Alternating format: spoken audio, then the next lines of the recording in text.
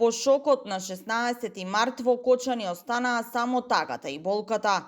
2 месеци од страотниот пожар во Кочанската дискотека и уште само 1 месец до завршување на истрагата. Згаснаа 62 млади животи, а речиси 200 лица беа повредени, од кои 100 беа однесени на лекување во странство.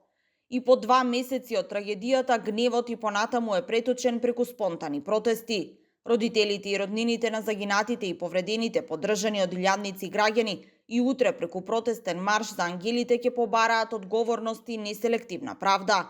Маршот низ Кочанските улици ќе започне во 16 часот и 5 минути, а од иницијативата кој е следен ги повикаа граѓаните да ги поддржат родителите на жртвите во Кочани.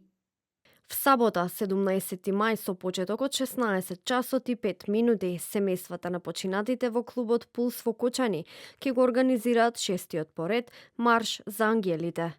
Маршот ќе почне од паркот на Револуцијата и ќе продолжи кон трговскиот центар, пред општината Кочани, потоа кон полициската станица и пред основниот суд и обвинителството во Кочани. По огромната трагедија почна акција на обвинителството и полицијата. Родителите и роднините на загинатите излегоа на улица и се уште бараат одговорност, но започна да функционира и добротворната организација Сапорт Кочани, која и понатаму помага на засегнатите од пожарот преку донации.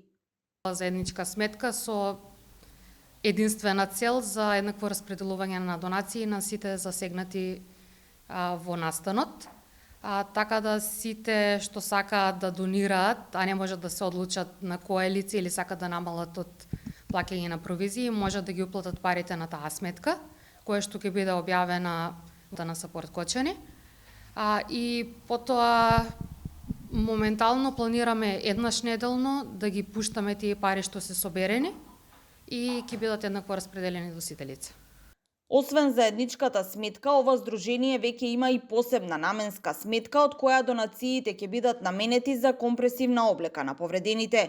Од Сапорт секојдневно на социјалните мрежи алармираат за сериозноста на повредите со кои се соочуваат нивните сограѓани како последица од катастрофалниот пожар. Сапорт Кочани буквално застана кога беше најтешко. Види, ситуацијата у Кочани беше катастрофална. Не можам да опишам у кои размери